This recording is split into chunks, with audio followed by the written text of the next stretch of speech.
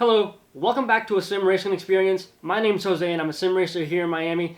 Today I'm just going into how I go into picking a series, and the reason that I wanted to go into it was because now with Season 4 starting, I've kind of made some changes in the classes that I'm driving in, and when I started with iRacing, my original intent was to try to get up to the Formula stuff, and immediately noticed that I started off with the MX-5, did a couple of races in the MX-5 Cup until I was able to get out of rookies.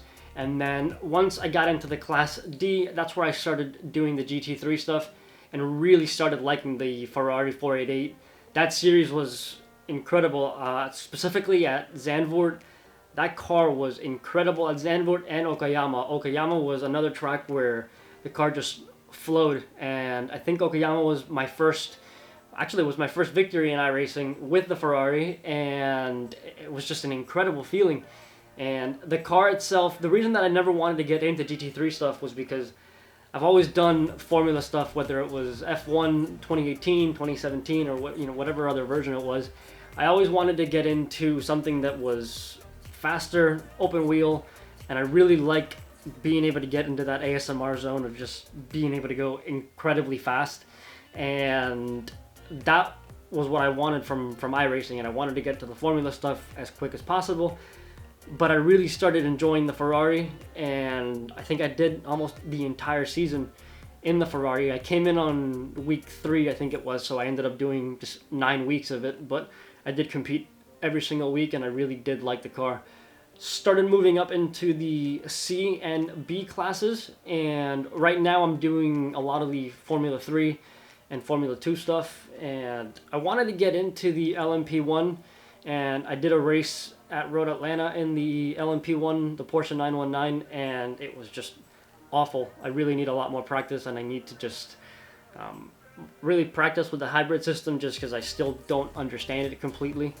And of course, I was getting lapped by GT cars, so you can imagine my frustration there. So now with the Formula cars, the Formula 3, it's incredible. It's still at Lime Rock this week, and it's such an amazing flow. The ASMR there that I feel, it's incredible. And just started doing stuff at Watkins Glen with the Formula 2, the Formula Renault car actually, and it's a little bit longer of a race, but the track's incredible. It flows. It's a short track still, so there's still a lot of close racing, which is always a lot of fun.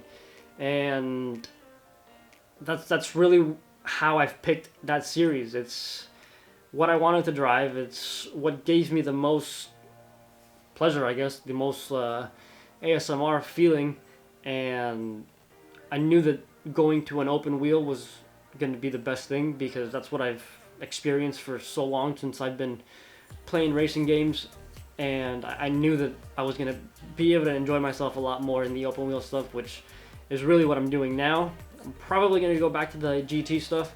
I've got some new gear coming in middle of this week actually, so that's obviously going to inspire me to do a little bit more racing with other cars, just to be able to use the different wheels.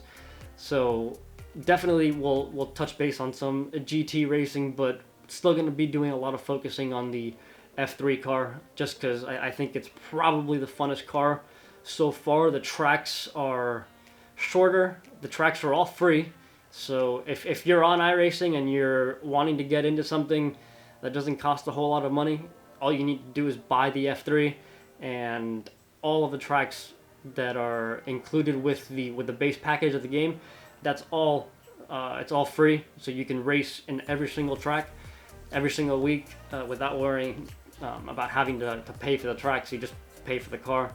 So the tracks are really short, so it's a 10-minute race, so it's incredibly intense. It's you get to jump in, and usually what I'll do is I'll jump in right when registration opens. I'll do a lot of practice runs and just get into the zone as quickly as possible, so that when practice and qualifying comes around, I'm already in the zone and I can set a much faster lap. The only problem with that is the tires sometimes take a little bit longer to warm up, but once you're in race pace, the car warms up, and 3-4 laps in, you're good to go, and you can really push it to the max. And that's really when it really becomes such an amazing experience, and that's why I'm sticking to that one for now, and that's really how I picked that series. So I'll see you in the next one. See you later.